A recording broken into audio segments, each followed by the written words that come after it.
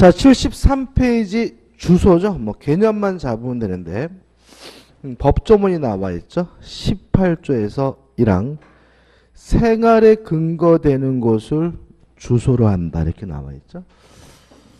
자, 그러면 생각을 해보자고요. 생활에 근거가 되는 장소를 우리가 뭐죠? 주소라고 해요. 그러면 뭐가 주소가 아니면 알 수 있죠?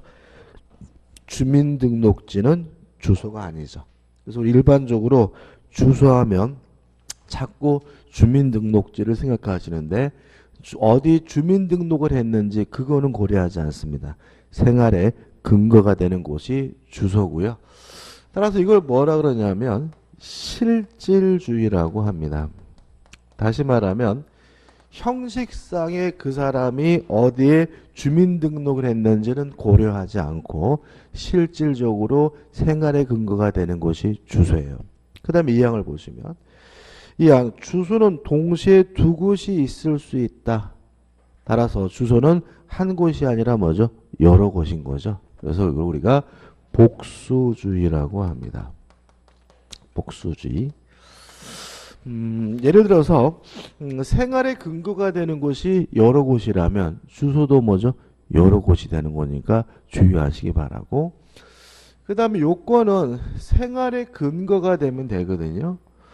요 주소를 갖기 위해서 생활의 근거 외에도 일정한 주관적 의사가 필요한 것이냐. 요 문제에 대해서 우리 통설과 판례는 주관적 의사는 필요가 없다는 입장입니다. 왜 그러냐면 만약에 주소를 갖기 위해서 주관적 의사가 필요하다라고 해석을 하게 되면 의사 무능력자는 뭘 갖지 못하죠? 주소를 갖지 못하겠죠. 동의하시나요? 다시 말하면 의사 무능력자도 뭐가 있어야 돼요? 주소가 있어야 되거든요. 그래서 우리 민법은 생활의 근거가 되는 곳이라면 주관적 의사는 필요 없이 뭐가 되냐면 주소가 되고요. 이걸 뭐라 그러냐면 객관주의라고 하는 거죠. 정리해보면 주민등록지가 주소가 아니라요. 생활의 근거가 되는 장소가 주소입니다. 이게 뭐죠? 실질주의고 또 생활의 근거가 되는 곳은 여러 곳일 수가 있기 때문에 주소도 여러 곳일 수 있다. 복수주의고요. 주소를 갖기 위해서 일정한 주관적 의사는 뭐가요? 필요가 없다. 따라서 의사 무능력자도 뭘 가질 수 있죠? 주소를 가질 수 있는데 이걸 우리가 뭐죠? 객관주의라고 하는 거죠. 그 다음에 그 정도는 이르지 않았지만 일정한 장소적 결합관계가 있는 것을 우리가 거소라고 합니다. 그 다음에 단순히 머물고 있는 곳은 뭐라 그러냐면 현재지라고 합니다. 일단 하단에 19조 보시면 주소를 알 수 없으면 거소를 뭐죠? 주소로 본다. 20조 국내에 주소 없는 자에 대하여는 국내에 있는 거소를 뭐로 보죠? 주소로 봅니다. 그럼 이렇게 되는 겁니다. 예를 들어보면 쉬워요. 제가 지금 서울에 살고 있는 사람이지만 대전에 와서 지금 강의를 하고 있잖아요. 그러면 저의 입장에서는 대전은 뭐인 거죠? 현재진 거죠. 현재지. 근데 제가 대전에서 이틀 수업하거든요. 월요일 날도 하고 뭐죠? 화요일 날도 얘기죠. 그래서 제가 매일 교통비 내는 게 아까워가지고 만약에 요 옆에다가 뭐죠? 원룸을 하나 빌렸다면 그 원룸에서 빌렸다면 저는 단순히 현재지가 아니라 뭐로 평가될 수 있죠? 거소로 평가될 수가 있겠죠. 그죠? 예입니다. 저 그런 사람 아니에요. 근데 제가 만약에 이렇게 대전을 왔다 갔다 거리면서 원룸까지 마련을 살다 보니까 바람이 났어요. 그래가지고 제가 새로운 여자와 뭐죠? 딴 살림을 차렸다면 이 대전도 뭐가 될 수 있어요? 주소가 될 수 있고 그럼 저는 주소가 서울과 대전 두 곳이 저의 뭐죠? 주소가 된다. 이런 얘기고 저는 그런 사람 아니고 예니까 왜 없으시기 바랍니다. 그 다음에 넘겨보시면 현재지 개념 나와 있고 마지막으로 뭐죠? 가주소가 나와요. 자, 이건 어떤 문제냐면 자, 이런 겁니다. 저의 주소가 서울인데 대전에 와가지고 거래를 하려고 하는데 자꾸 주소가 서울이어가지고 불편해요. 그래서 어떻게 했냐면 요 거래에 대해서는 대전을 주소로 하겠다라고 정했어요. 그러면 요 대전을 우리가 뭐라 그러냐면 가주소라고 합니다. 이해되시나요? 제가 지금 원래 주소는 뭐죠? 서울인데 대전에 와서 거래하면서 요 거래에 대해서 나의 주소는 대전입니다 라고 정했다면 그 주소를 뭐라 그래? 가주소라고 하는 거죠. 법좀 읽어보면 21조죠. 어느 행에 있어서 가주소를 정한 때는 그 행에 관한 이를 뭐죠? 주소로 본다라는 말은 일정한 거래 행위에 대해서 주소를 정하게 되면 그걸 우리가 뭐죠? 가주소라고 하고요. 가주소는 그 거래에 있어서는 뭐가 되죠? 주소의 역할을 하게 된다. 이 정도입니다. 이 부분은 뭐 시험에 나올 건 아니고 그냥 개념만 잡으면 되겠죠. 그 다음에 중요한 게 나오고 있죠. 재상, 부재와 실종에서 의의가 나오고 2번 부재자의 재산관리제도가 나옵니다. 일단 주소지를 벗어났어요. 주소지를 벗어난 자가 부재자냐 요 문제인데 저는 지금 주소가 뭐죠? 서울이지만 현재 어디에 머물고 있냐면 대전에 머물고 있어요. 그래도 저는 서울에 있는 저의 재산을 충분히 대전에서도 뭐 할 수 있어요? 관리할 수가 있는 거고요. 이런 사람은 부재자가 아닙니다. 부재자는 어떤 사람이냐면 주소지를 벗어났고요. 플러스 재산을 관리할 수 없는 상태에 놓여 있는 사람을 우리가 부재자라고 합니다. 예를 들어서 제가요 미국을 여행하고 있어요. 부재자 아닙니다. 왜냐하면 미국에서도 충분히 한국에 있는 재산을 뭐 할 수 있어요? 관리할 수 있잖아요. 요즘 뭐 인터넷 같은 거 엄청나게 발달돼 있죠. 근데 만약에 제가 예를 들어서 아프리카 가나에 뭐 빈곤 아동을 돕기 위한 봉사활동에 참여하고 있습니다. 그러면 아프리카 가나에서는 저의 재산을 관리하기가 뭐죠? 어렵겠죠. 그죠? 그러면 뭐죠? 저는 뭐가 되겠어요? 부재자가 되겠죠. 아니면 제가 중동 지역을 여행하다가 뭐라 그럴까요? 이슬람 세력이 잡혀갔어요. 그래가지고 뭐죠? 연락도 잘 안 되고 있어요. 그럼 뭐예요? 부재자가 되는 거죠. 다시 말하면 주소지를 벗어나고 재산을 관리할 수 없는 상태에 놓여지는 사람을 뭐죠? 부재자라고 합니다. 자, 그럼 생각해 보자고요.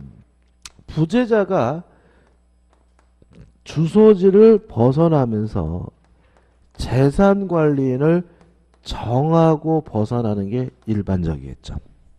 동의하시나요?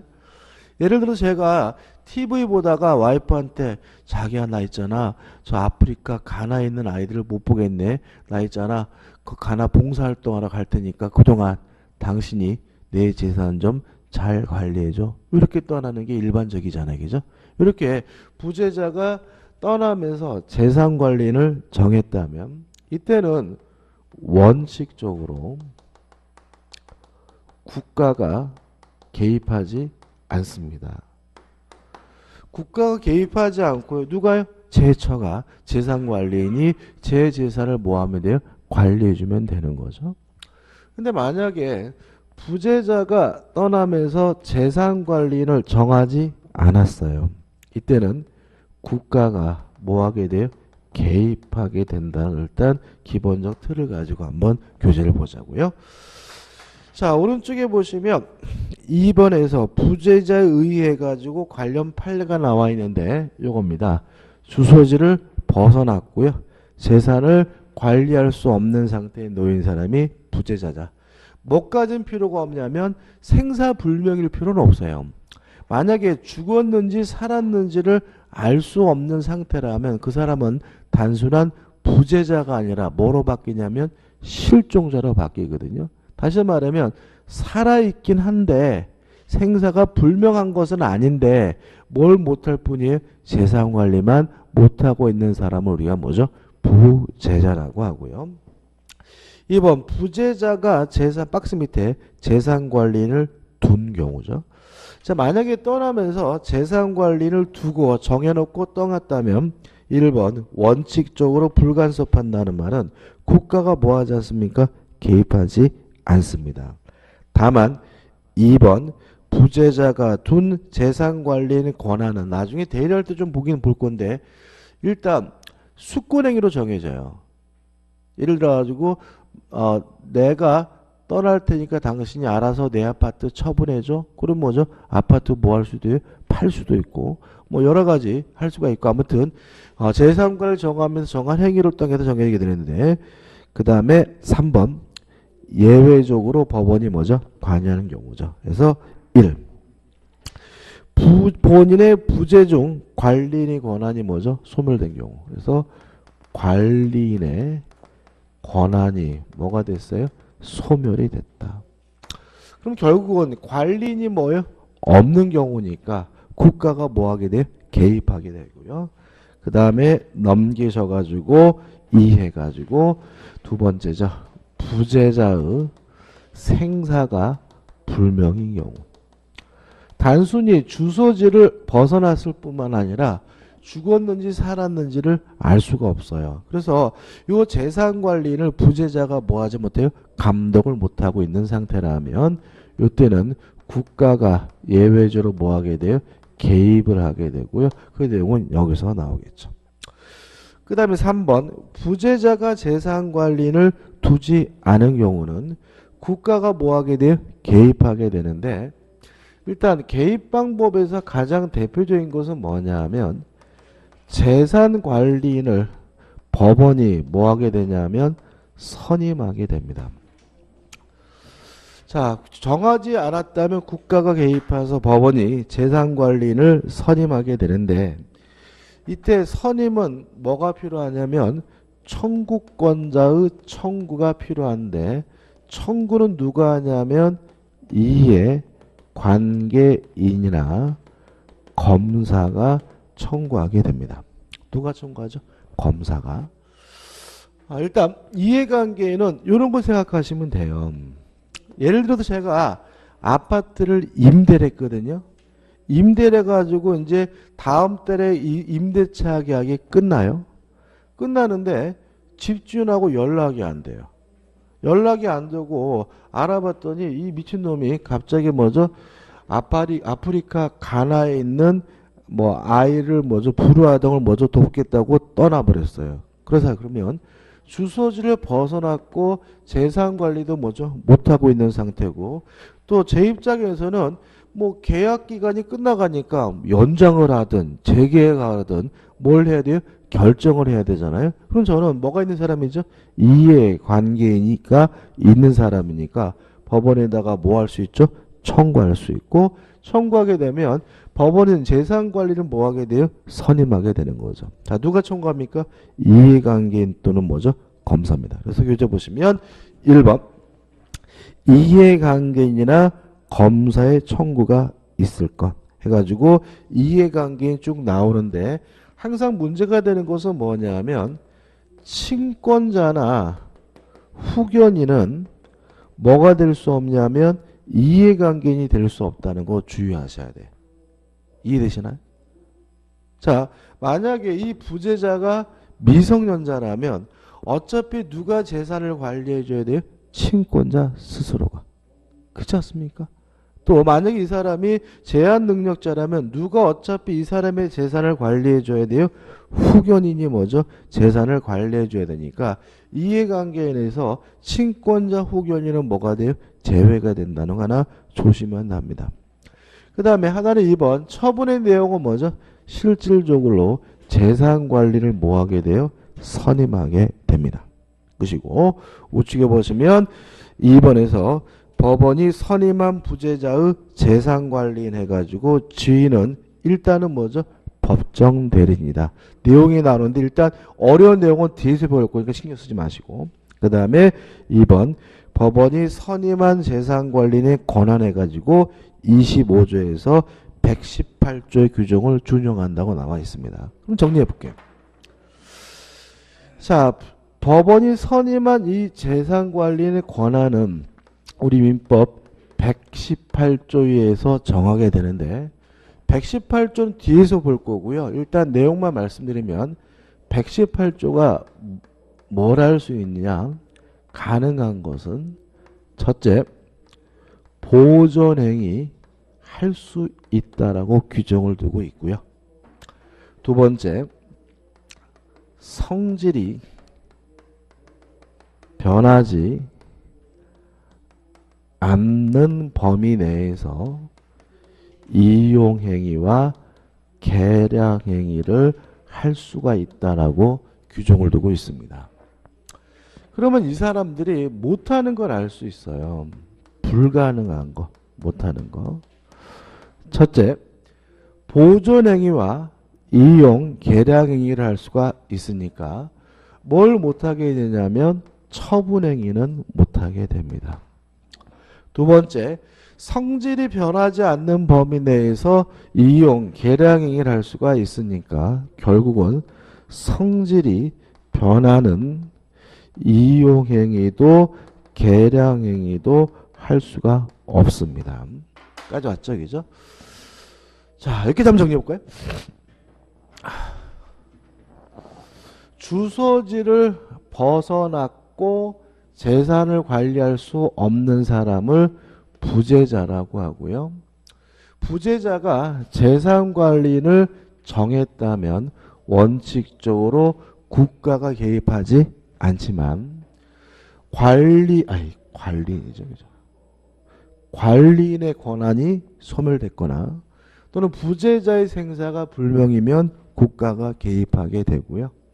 또 재산 관리를 정하지 않았다면 국가가 뭐 하게 됩니까? 개입하게 되는데 개입하는 방법의 가장 대표적인 곳은 뭐죠? 재산 관리인을 법원이 뭐 하게 돼요? 선임하게 됩니다. 주의할 점은 누가 재산 관리인을 선임해 달라고 청구하냐면 이해관계인 또는 검사가 청구하게 되는데 친권자나 후견인은 뭐가 아닙니까? 이해관계인이 아니다. 왜냐하면 스스로 부재자의 재산을 당연히 뭐예요? 관리해 줘야 될 사람이니까요. 자, 이런 절차에 따라서 재산관리 선임이 되면 이 사람이 뭘 할 수 있는지는 민법 118조가 정하는데 보존행위와 성질이 변하지 않는 범위 내에서 이용, 계량행위를 할 수가 있습니다. 따라서 뭘 못하냐면 처분행위는 못하고요. 성질이 변하는 이용, 계량행위를 할 수가 없는 겁니다. 그죠? 그래서 교재에 얘들이 나와 있거든요. 근데 얘들을 외울 건 아니에요. 우리가 쉽게 알 수가 있는데 여기 얘에서 꼭 기억해 두셔야 될 것은 뭐냐면 성질이 변하지 않는 이용행위 속에 임대가 포함된다는 거 꼭 기억해 두시기 바랍니다. 자, 한번 생각해 보죠. 부재자의 아파트를 임대하는 것은 처분행위가 아니라 뭐죠? 이용행위입니다. 또 아파트를 임대한다 그래서 그 아파트의 성질이 뭐하지도 않아요? 변하지도 않는 거죠. 따라서 부재자의 재산관리는 부재자의 부동산을 뭐 할 수 있어요? 임대하는 것이 가능한 거죠. 그럼 아까 말씀드린 예입니다. 제가 임대차 계약이 끝나는데 집주인하고 연락도 안 되고 뭐 그런 상태란 말이죠. 그러면 이해관계인 저는 법원에다가 청구를 하게 되고요. 청구를 하게 되면 재산관리인이 뭐 하게 돼요? 선임이 된다면 저는 재산관리인과 새롭게 뭘 하면 돼요? 임대차 계약을 하면 되는 거다. 왜냐하면 임대차 계약은 성질이 변하지 않는 뭐죠? 이용행위이기 때문에 부재자의 재산관리인이 뭐죠? 하는 것이 뭐죠? 가능하다. 이렇게 되는 거죠. 그 다음에 이제 자, 이런 행위는 하면 안 되잖아요. 그죠? 하면 안 돼요. 그런데도 불구하고 만약에 부재자의 재산관리인 이러한 행위를 했다면 이러한 행위는 뭐가 되냐면 일단 뭐죠? 무효가 됩니다. 다시 한번요. 자, 다시 한번. 이러한 행위는 하지 못한다는 말이죠. 따라서 이러한 행위를 하고자 할 때는 법원으로부터 뭘 봐야 되냐면 허가를 받아야 합니다. 허가를 받아야 되고 만약에 허가 없이 이루어진 행위는 뭐가 되냐면 무효가 된다는 거 주의하시기 바랍니다. 다시 말하면 부재자의 재산관리인이 부재자의 아파트를 팔려고 해요. 팔려고 하려면 뭘 받아야 돼요? 허가를 받아야 되죠. 허가 없이 이루어진 행위는 뭐죠? 무효가 되는데 이 허가는 일단 원칙적으로 사전에 미리 받아야 돼요. 다시 말하면 팔기 전에 받아야 되는 것이 뭐죠? 원칙입니다. 이해되시나요? 그죠? 재산권리인이 부재자의 아파트를 팔려고 해요. 그러면 팔기 전에 법원으로부터 뭘 얻어야 돼요? 허가를 얻어야 되는 거고요. 다만 사후에 추인의 형태로서 받는 것도 뭐죠? 가능하다. 다시 말하면 원칙적으로 팔기 전에 허가를 받아야 되는 것이 원칙이지만 팔고 나중에 추인하는 형태로서 뭐 받는 것도 가능해요? 허가 받는 것도 가능하다는 것까지 기억해 두시면 돼요. 여기까지 끝이거든요. 그럼 교재 보죠. 자, 우측 하단에 보시면 이제 77페 하단에 이를 보존행위 해당하는 경우에서 얘가 나오잖아요. 이거 외우지 말자 그랬어요. 쭉 읽어보시면 되는 거고 그 다음에 넘겨보시면 이용 계량행위 해당하는 경우도 한번 쭉 읽어보시고 다시 말씀드리지만 이용 행위에 해당하는 것 중에 가장 중요한 것은 뭐죠? 임대다. 꼭 기억해 두시고 2번 처분은 법원의 허가를 얻고 부재자를 위한 경우에 하나여 뭐죠? 유효합니다. 따라서 이러한 처분 행위를 하고자 할 때는 법원으로부터 뭘 받아야 돼요? 허가를 받아야 되고 허가 없이 이루어진 행위는 뭐죠? 무효입니다. 그 다음에 하단에 보시면 1번 2번에서 일단 매각 허가를 받은 경우는 뭐 처분 행위는 뭐죠? 폭넓게 할 수 있으니까 기억해 두시기 바라고 우측에 맨에 보시면 3번이죠. 요거죠. 요 허가는 사전에 미리 받는 것이 뭐죠? 원칙이지만 사후에 추인의 형태로서 받는 것도 뭐죠? 가능하다는 것이 내용이 나와 있죠. 여기까지 시험에 나와요. 나머지 것들은 그닥 중요한 것들은 아니에요. 그래서 우측에 4번 법원의 선임한 재산관리 직무에서 1, 2, 3, 4가 나오는데 이건 어떻게 해요? 한번 쭉 읽어보시면 되는 거고 그 다음에 5번 법원이 선임한 재산관리인의 권리와 의무도 나와 있는 이것도 상식적인 거니까 한번 쭉 읽어보시면 됩니다. 그 다음에 6번 재산관리의 종료해가지고 재산관리의 뭐죠? 취소사유가 나옵니다. 자, 이러한 재산관리를 선임했는데 일정한 사유가 있다면 뭐 할 수 있냐면 뭐 하게 되냐면 취소하게 돼요. 자, 취소의 사례를 볼 건데 자, 한 장을 넘겨볼게요. 넘겨보시면 1. 본인이 그 후에 재산관리를 정한 때죠. 첫째, 본인이 재산관리인을 정했다. 재산관리 스스로 뭐 했어요? 선임을 한 거죠. 그 다음에 두 번째, 본인 스스로 재산을 뭐죠? 관리하게 된 때. 두 번째, 본인이 스스로 재산을 뭐죠? 관리하기 시작했다는 거죠. 세 번째, 본인의 사망이 뭐죠? 분명하게 된 때. 세 번째, 본인의 뭐죠? 사망인 거죠. 그 다음에 네 번째, 본인의 실종 선고입니다.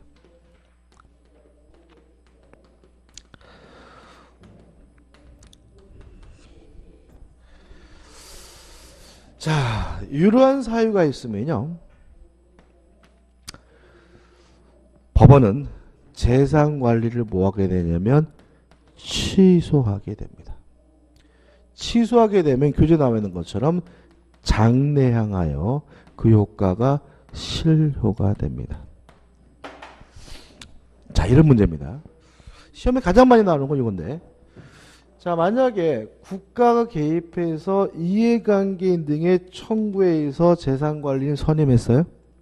근데 예를 들어서 본인이 사망을 하면 법원은 이러한 선임 결정을 뭐 하게 돼요? 취소하게 되고 취소하게 되면 장래하여 실효가 되니까 이 사람의 관리권은 뭐가 돼요? 없어가 되겠죠. 그죠? 그런 시험은 어떻게 나오겠어요? 본인이 사망하면 재산관리의 권한이 소멸된다. X죠. 다시 말하면 취소가 돼야 비로소 재산관리 권한이 뭐가 되는 거예요? 소멸이 되는 거예요. 요런 사유가 있다 그래서 바로 재산관리 권한이 뭐 되는 건 아니에요? 소멸되는 건 아니죠. 그죠? 다시 한번요. 자, 예를 들어서 본인이 사망하게 되면 법원이 뭐 하게 돼요? 취소를 하게 되고, 취소를 하게 되면 장래향에서 재산관리 권한이 뭐가 돼요? 소멸되는 겁니다. 따라서 사망했다는 사유만으로 재산관리의 권한이 뭐 되는 건 아니에요? 소멸되는 건 아니죠. 사망했고 법원이 뭘 해야지만요? 취소 결정을 해야 비로소 권한이 뭐가 돼요? 소멸되는 거죠. 그럼 교재에 나와 있는 판례 뭐겠어요? 본인이 사망하는 순간 재산관리 권한이 뭐 되는 건 아니에요? 소멸하는 것은 아니다. 따라서 취소 전에 이루어진 행위는 적법하고 뭐죠? 유효하다는 판례가 나와 있으니까 주의하시기 바라고, 여기서도 시험 문제가 잘 나오니까 유의하시기 바랍니다. 그죠? 그 다음에 이제 뭐가 나오죠? 실정 선고가 나오고 있습니다. 일단 실정 선고는 부재자와 다른 점은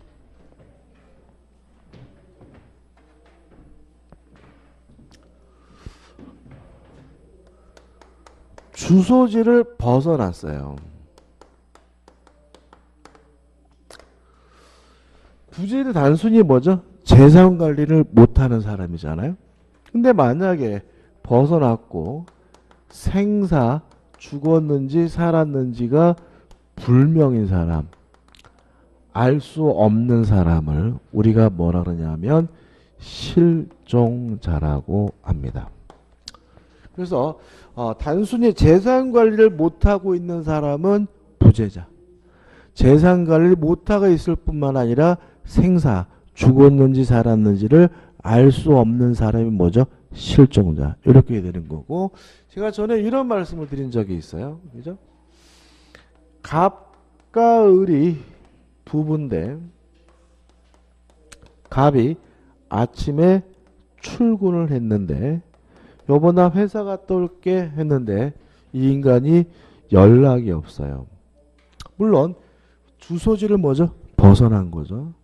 연락이 없고 을의 입장에서는 갑이 죽었는지 살았는지를 뭐 할 방법이 없어요? 확인할 방법이 없어요. 그러면 을의 입장에서는 무조건 청산갑으로 계속해서 수조를 지키고 살아야 되느냐? 그런 것은 아니다. 몇 년은 기다려줘야 됩니까? 원칙이 뭐죠? 5년이죠. 5년을 기다렸는데도 불구하고 연락이 없으면 생사가 불명하게 되면 실정 선고해달라고 뭐 할 수 있냐면 청구할 수가 있고요. 청구가 이루어졌고 공시채고가 이루어졌는데도 불구하고 여전히 생사가 불명하다면 법원은 실정 선고를 내리게 되고, 실정 선고가 내려지게 되면 요 5년 실종 기간이 만료된 때부터 사망한 것으로 간주가 되는데, 이러한 제도를 우리가 뭐라 하냐면 실정 선고라고 합니다. 실종 기간은 원칙적으로 뭐죠? 5년이고 1년짜리도 있긴 해요. 한번 법조만 한번 읽어볼게요. 5년 또는 1년입니다. 27조입니다. 1항 부재자의 생사가 5년간 분명하지 아니한 때는 법원은 이해관계인이나 검사에 청구하여 실정 선고를 하여야 한다. 2항 전제 임한자, 전지가 뭐죠? 전쟁터죠. 그죠? 전쟁터. 침몰한 선박 중에 있던 자, 추락한 항공기 중에 있던 자, 기타 사망의 원인이 될 위난을 당한 자의 생사가 전쟁 종지 후 또는 선박의 침몰, 항공기 추락 기타 위난이 종료한 후 1년 분명하지 않은 때에도 제1항과 같다는 말은 원칙적 기간이 몇 년이죠? 5년인데 돌아가셨을 가능성이 높으면 몇 년입니까? 1년이 되는 거죠. 그래서 단순히 출근하고 연락이 안 됐다. 그러면 몇 년을 기다려줘야 돼요? 5년. 근데 출근하는 길에 배를 탔는데 배가 침몰됐는데 시체를 발견하지 못했다. 그럼 몇 년이요? 1년을 기다리면 된다. 이런 취지가 되겠죠. 실질적 요건에서 1. 생사가 뭐죠? 불분명해야 되고요. 2번 실종기간이 경과해야 되는데 원칙이 몇 년이죠? 5년이고 1년짜리 있다는 거 기억해 두시기 바라고요. 그 다음에 2번 형식적 요건에서 이해관계인이나 검사에 뭐죠? 청구가 있어야 돼요. 그럼 생각해 보자고요. 자, 5년이 지나게 되면 청구를 하게 되는데 요 청구는 아무나 하는 것이 아니라 이해관계인이나 또는 누가요? 검사가 청구하게 되죠. 여기서 조심할 것은 이해관계가 있으려면 뭐가 있어야 되냐면 상속권이 존재해야 됩니다.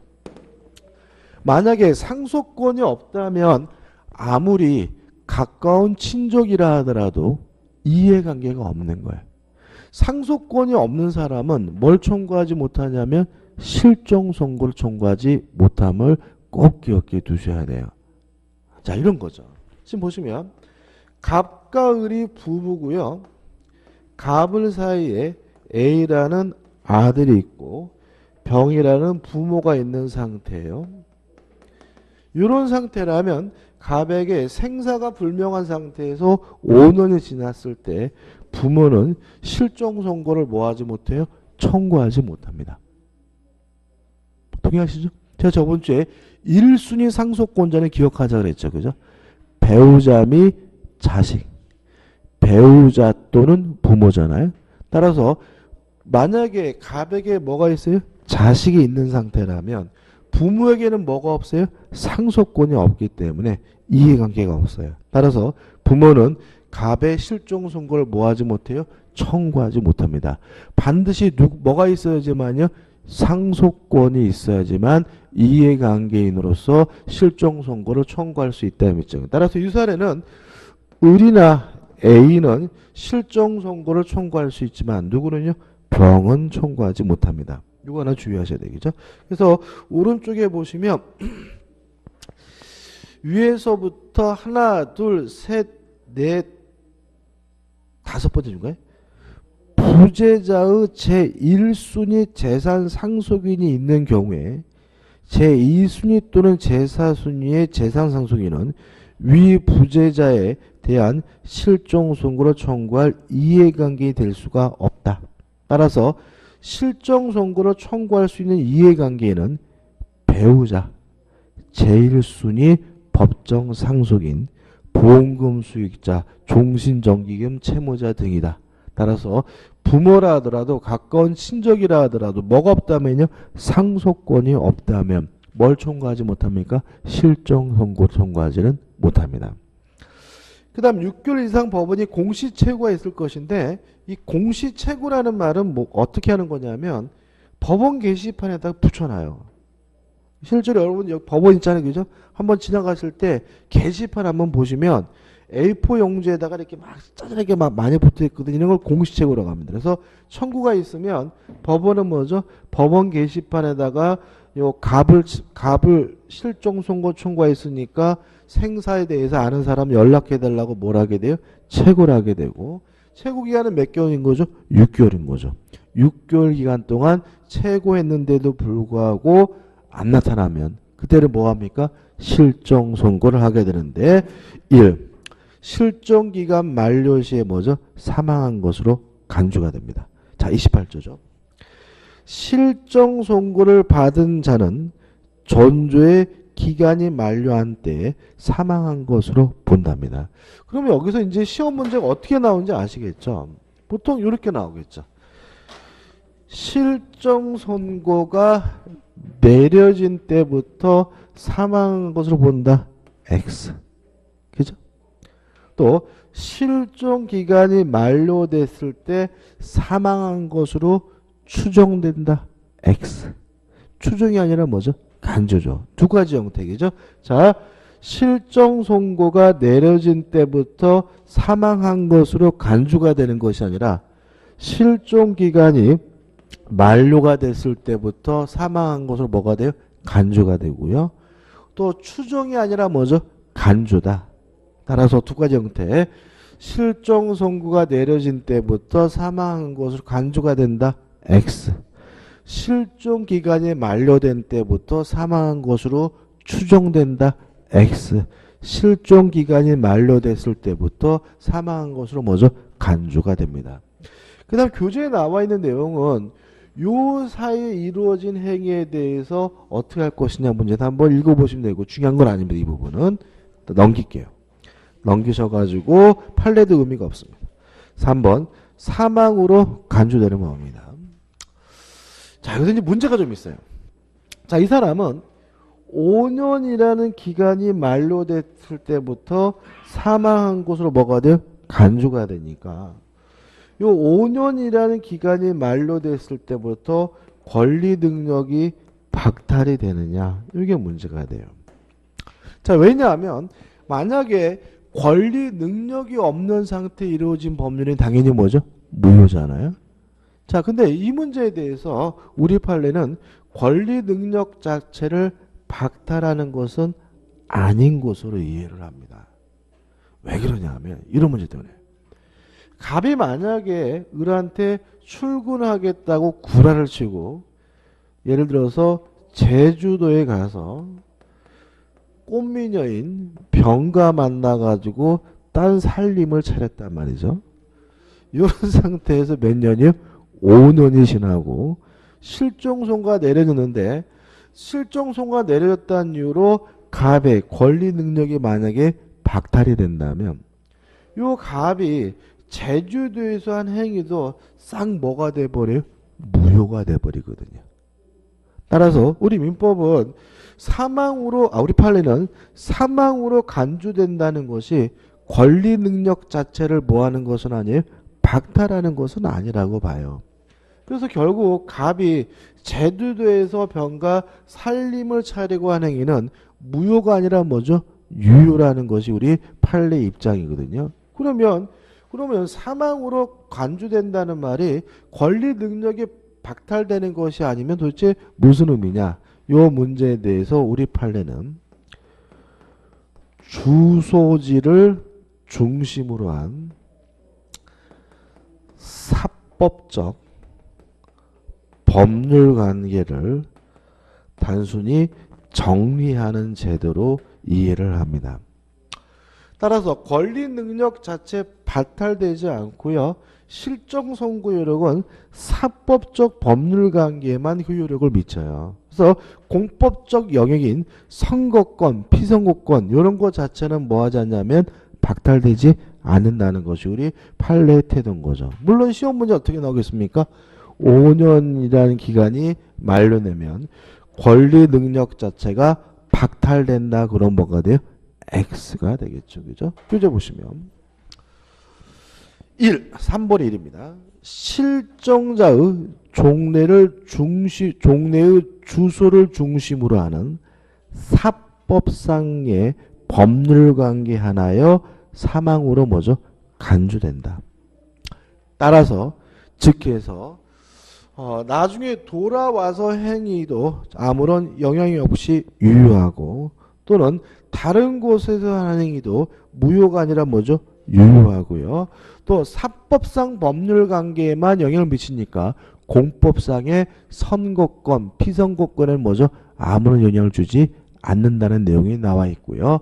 따라서 실종 선고가 내려지면 권리 능력 자체가 박탈된다. 그럼 뭐죠?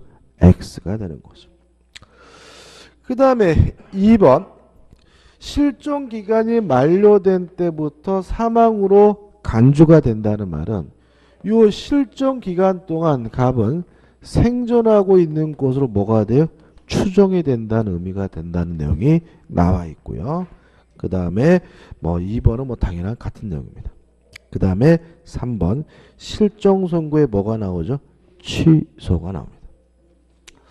자, 이런 문제죠. 자, 5년이 지나가지고 실종 선고가 내려지면 5년이라는 실종 기간이 만료된 때부터 사망한 것으로 뭐죠? 간주가 되는데 그래서 이제 어떻게 해요? 을은 갑으로부터 재산을 뭐 받게 돼요? 상속받고 또 혼인관계가 해소가 되니까 을은 뭐 하게 돼요? 재혼할 수도 있고 이렇게 되는데 문제는 갑이 뭐 했어요? 태곤했어요.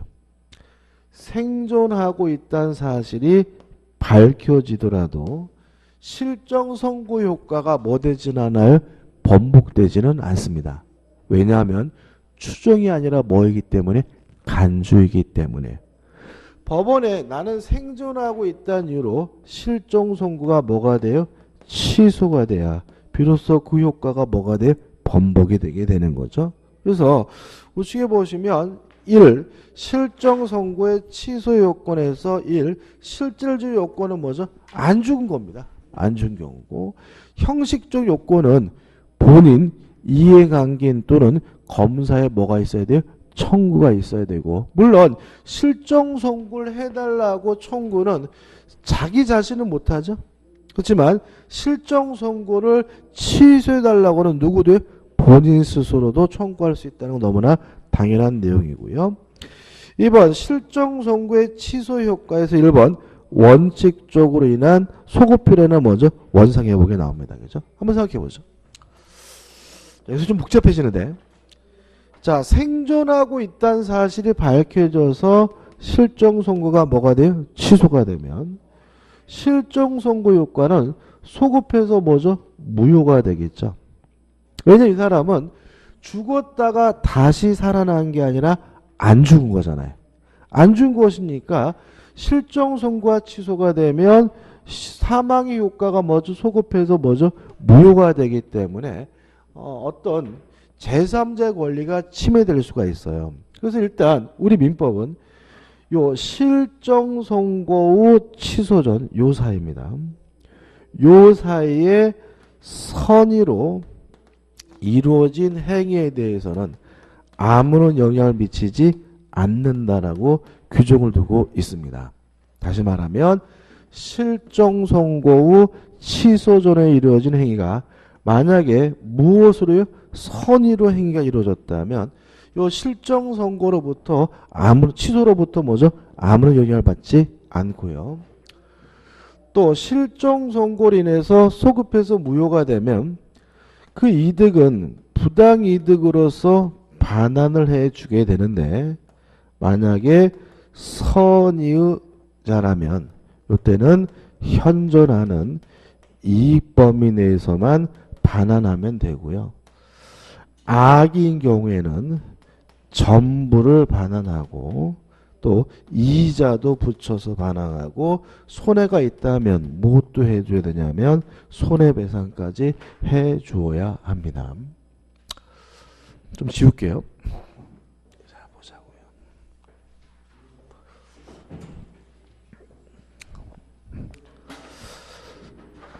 자, 지금 갑이 을과 부부입니다.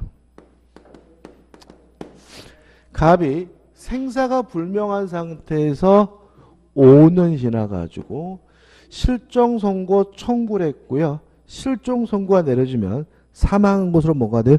간주가 되니까 갑이 소유하고 있는 요 A 부동산이 갑에서 을로 상속을 원인으로 뭐가 되는 거죠? 등기가 이루어지게 되는 거죠.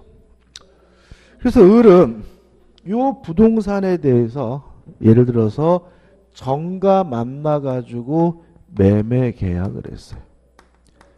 매매 계약을 하고 정에게 뭘 해주냐면 등기를 해주는데 실정 선고가 뭐가 되냐면 취소가 됐어요.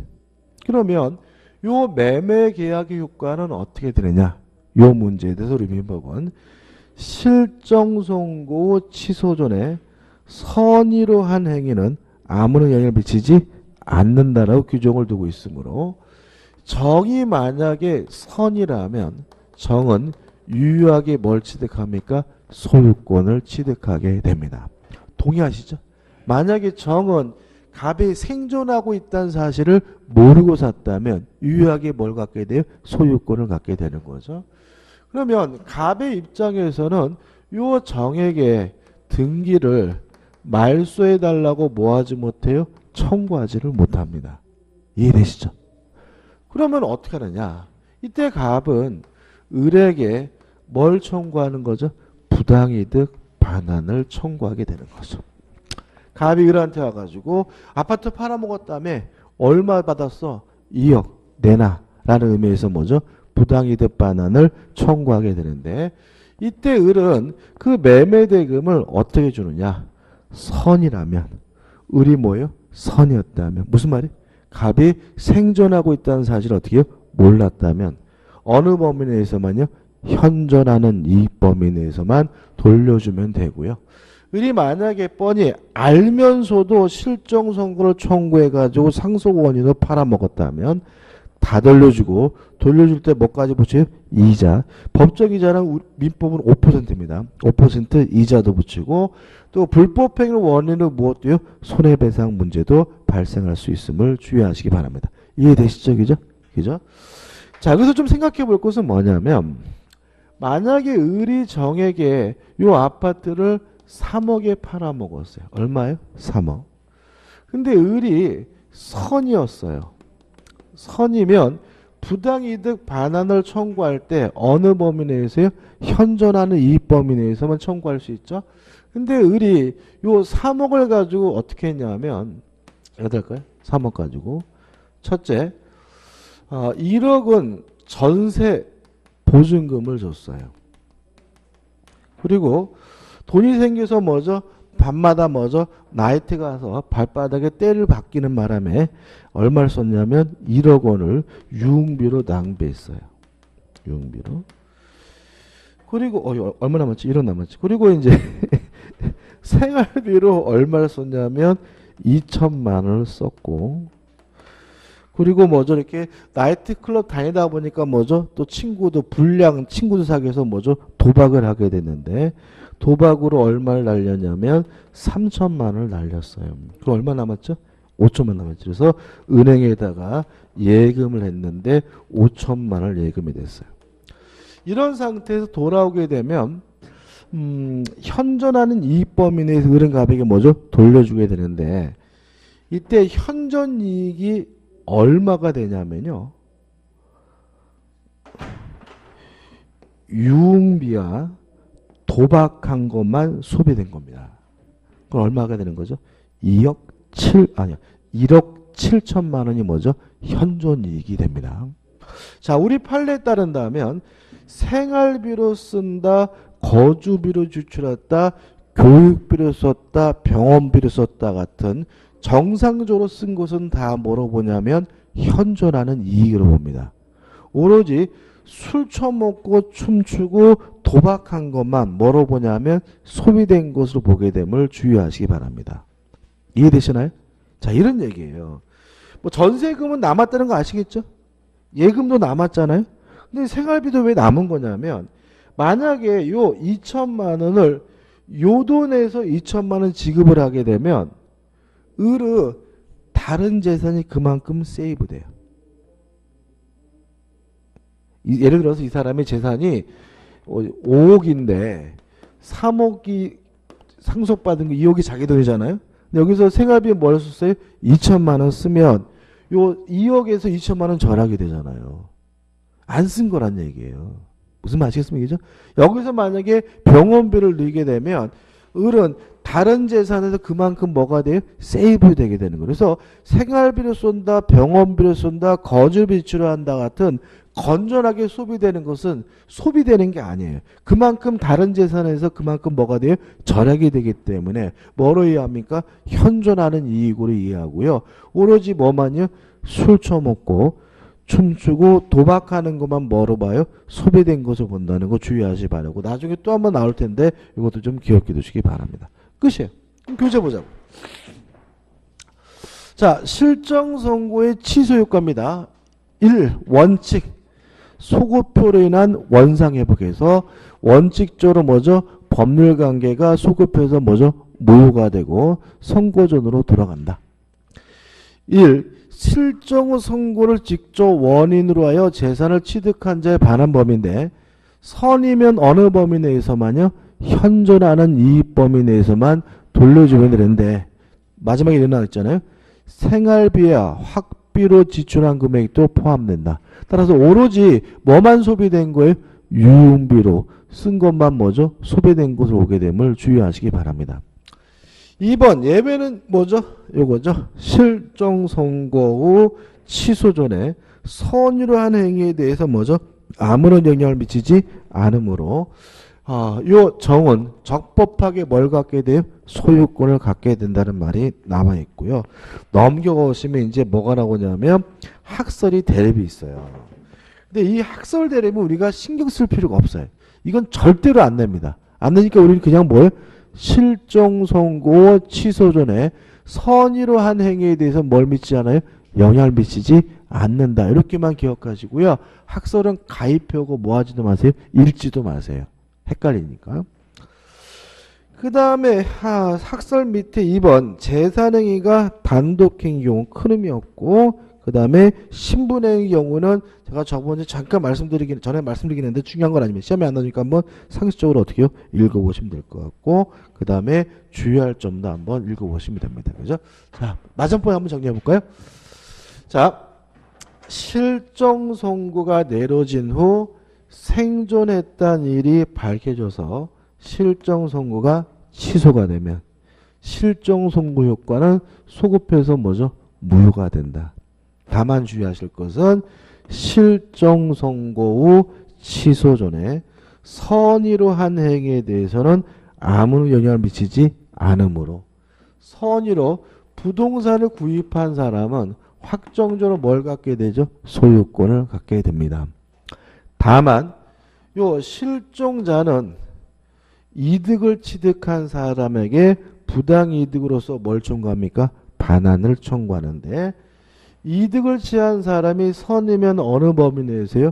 현존하는 이익 범위 내에서 악이면 전부에다가 이자까지 붙여서 청구하게 되고요. 현존 이익을 계산할 때는 뭐만요? 유흥비와 도박으로 탕진한 것만 뭐로 봅니까? 소비된 것으로 본다는 거 잊지 마시기 바랍니다. 여기까지고요. 좀 쉬었다가 우측에 사망의 입증 곤란을 구제하게 한 제도를 보도록 하겠습니다.